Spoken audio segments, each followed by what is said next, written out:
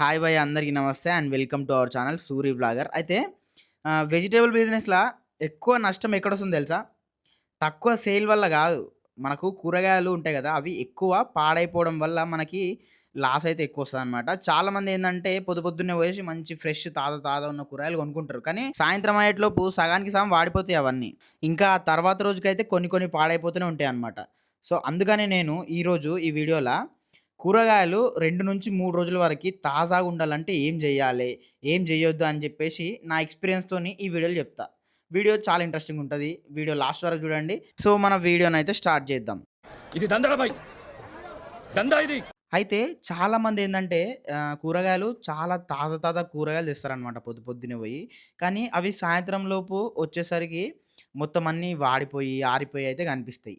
అట్లా కావడానికి వాళ్ళు చేసిన కొన్ని చిన్న తప్పుల వల్లనే అవి అట్లయితాయి. సో, మీరు అట్లాంటి తప్పులు చేయకపోతే కూరగాయలు మంచిగా 2, 3 రోజుల వరకు తాజాగుంటాయి. అవేందో నేను ఇప్పుడు ఈ వీడియోలో చెప్తా. ఓకేనా? ఫస్ట్ వన్ ఏందంటే మార్కెట్ నుంచి తీసుకొచ్చిన తర్వాతనే కూరగాయలను అట్లనే ఒక మూలలో పడేస్తారనమాట. అట్లెప్పుడు చేయొద్దు. ముందు వాటిని ఒకసారి చెక్ జేసుకోవాలి. ఎక్కడైనా పాడైపోయినయి ఉన్నాయా? దెబ్బతిన్నయి ఉన్నాయా? అవేమన్నా ఉంటే వెంటనే వేరు జేసుకోవాలి మనం. ఎందుకు వేరు జేసుకోవాలంటే చూడండి, ఒక్కటి ఏదైనా ఉంటది గదా! పాడైపోయిన కూరగాయ. ఆ ఒక్కటి పోయి ఇంకో దాన్ని ఖరాబ్ జేస్తది. అది ఇంకో దాన్ని ఖరాబ్ జేస్తది. అట్లా ఒక్కదాని వల్ల 10 ఖరాబయితాయి. అందుకే మనం చెక్ జేసుకొని ఖరాబయినయి ఏమన్నా ఉంటే ముందే ఏరేసుకొని పెట్టేసుకోవాలి. మీకు ఒక ఎగ్జాంపుల్ జెప్తా. నేనే ఇది చాలా సార్లు ఎక్స్‌పీరియన్స్ జేసిన. నా బద్ధకం వల్ల ఏందంటే, ఇప్పుడు మిర్చి ఉంటది గదా! మనం మిర్చి ఏస్తాం. ఆ మిర్చి ఏదైనా ఒకటి ఎర్రగా అయిందనుకో ఒక 2, 3 ఆ 2, 3 కాస్త 20, 30ని ఖరాబ్ చేస్తాయి. నేనేందంటే చాలా సార్లు అంటే మిగిలిపోయిన మిర్చి ఉంటది గదా! అది ఎత్తేటప్పుడు నాకు చాలా సార్లు అయిందిది. ఎర్ర మిర్చిలు కనిపిస్తాయన్నమాట మధ్యలో అక్కడొకటి. నేను ఏం కాదులే అని చెప్పేసి నేను అదే సంచిలో ఇట్లా కలిపి ఎత్తేస్తుండే. అవి తెల్లారి చూసి మళ్ళా సంచి గుమ్మరిచ్చేటిలోపు 1, 2 కనిపిస్తుండే ఎత్తేటప్పుడు. మళ్ళీ సంచి గుమ్మరియ్యేటిలోపు సగానికి సగం మిర్చిలు మొత్తం అన్ని ఎర్రగా అయితుండే.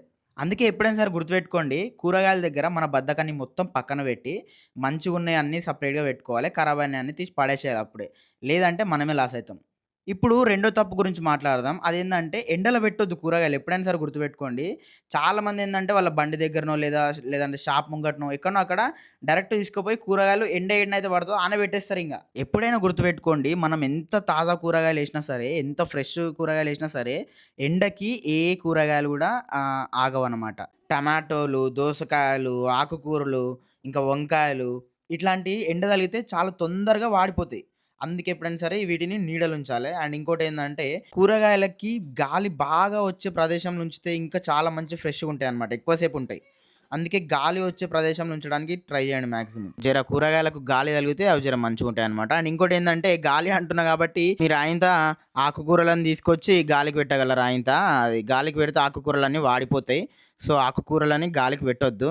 సో, ఏవి గాలికి పెట్టాలో, ఏవి గాలికి పెట్టొద్దో కొద్దిగా తెలుసుకోండి.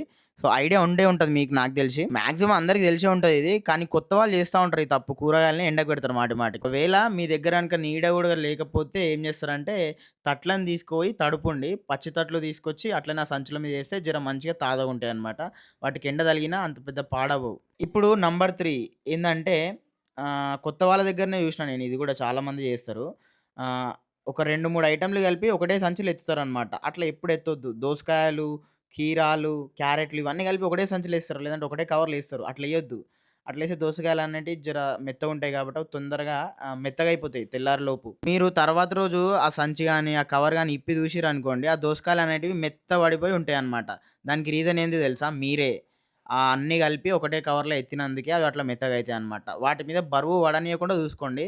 సో, అవి మెత్తగా గావు. అట్లా. ఈ తప్పు అందరూ చేస్తారని అంటలేను. కాకపోతే కొంతమంది చేసేటోళ్ళున్నారు ఇట్లా చాలామంది. అది వాళ్ళు తెలవక చేస్తారా తెలవది. లేదంటే తెలిసి చేస్తారా తెలవది. కానీ అట్లా ఒకటే కవర్‌ల గాని, ఒకటే సంచిలో గాని 2, 3 ఐటెమ్‌లు ఎత్తకండి. నెక్స్ట్ తప్పేందంటే ప్లాస్టిక్ సంచులల్ల ఎక్కువ సేపు ఉంచుతారనమాట కూరగాయలని. ఎప్పుడైనా సరే ప్లాస్టిక్ సంచులల్ల పెట్టిర్రనుకోండి, ఆ ప్లాస్టిక్ సంచులల్ల తేమ అయితది. తేమయ్యి ఇంగ ఆ తేమ వల్ల కూరగాయలనేటివి తొందరగా పాడైపోతాయి. కాబట్టి వానాకాలంలో అయితే ఏం గాదు. చలికాలంలో గూడా అంత ఏం గాదు. కాకపోతే ఒకవేళ సమ్మర్‌లో గాని, లేదంటే వానాకాలంలో గూడా చాలా సార్లు ఎండ కొడతది ఎక్కువ రోజులు. సో, అప్పుడు గాని ఎండ కొట్టే టైంలో మీరు ప్లాస్టిక్ సంచులల్ల గాని, ప్లాస్టిక్ కవర్‌లల్ల గాని కూరగాయలేస్తే తొందరగా పాడైతాయి.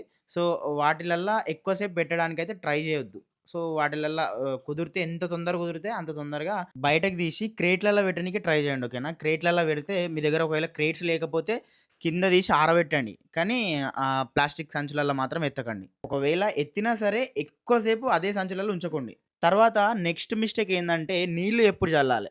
ఇది చాలా మంది గూడా తప్పు చేస్తారు. ఎందుకంటే ప్రతి కూరగాయల మీద నీళ్లు పోస్తే తాజాగా ఉంటాయని చెప్పేసి అని అనుకుంటారు.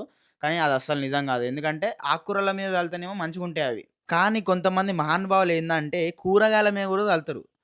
ఆలుగడ్డల మీద, దొండకాయల పైన, ఇంకా చామగడ్డల మీద, ఇంకా మిరపకాయల మీద గూడా చల్లుతారు. సో, అవెప్పుడు జల్లాలో నేను జెప్తా. ఏందంటే ఆలుగడ్డల పైన నీళ్ళు అస్సలు జల్లొద్దు. చాలామంది చల్లుతారు. ఆలుగడ్డల పైన నీళ్లు చల్లితే ఏమైతదంటే అవి చాలా తొందరగా మెత్తగా అయిపోతాయి. చాలామంది తెల్వదు. ఏం గాదులే అని జెప్పేసి చల్లుతారు. కానీ ఆలుగడ్డల మీద చల్లితే తొందరగా మెత్తగా అయితాయి. దొండకాయలల్ల ఏందంటే దాంట్లో ఆకుంటది దొండకాయది. నీళ్లు చల్లినామనుకోండి ఆ ఆకు మురిగి ఖరాబ్ అయితాయన్నమాట కూరగాయలు అట్లా.